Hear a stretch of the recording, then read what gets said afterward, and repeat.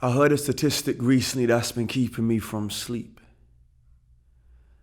One person every 2 weeks leaps from the Golden Gate Bridge of San Francisco into the murky waters of the deep.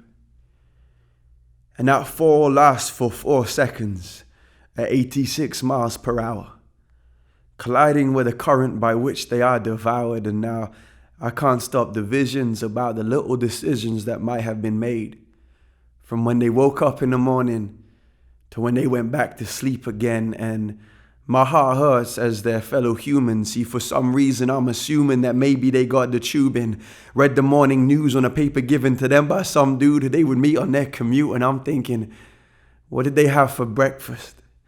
Did they make a bowl of porridge and pour a glass of fresh orange? And what shoes did they wear? And what color were their socks? Were they the thin ankle ones that they would wear when they played squash, or the thermal type? The ones they'd wear when they would hike around the city hills at night, overlooking San Francisco's city lights? And did they decide to style their hair, put that Brill cream in their fingers and stare into the mirror?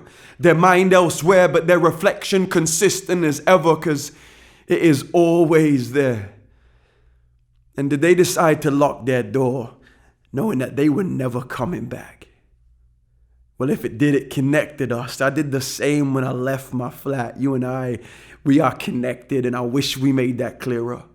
It might remove some of the fear we feel when we view each other's exterior. See, I've been going to this prison once a month, and I sit with these men and I try not to think about what they've done, because when I do, our connection gets severed, and the distance that grows between us is so large it can't be measured. These men are modern day lepers. They're men with bells around their necks, because I judge them for a sin by a moral standard I've never met.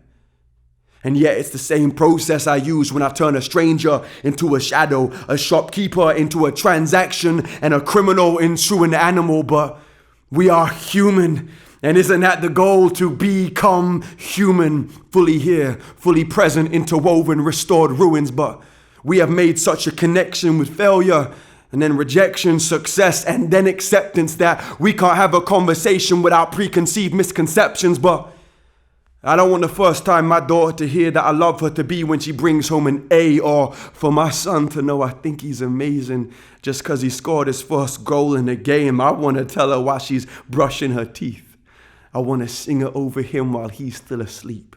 I want us to eat with those strangers that we meet in the street, because our hearts of stone become hearts of flesh when we learn where the weary ones weep, and we go to where the broken ones live.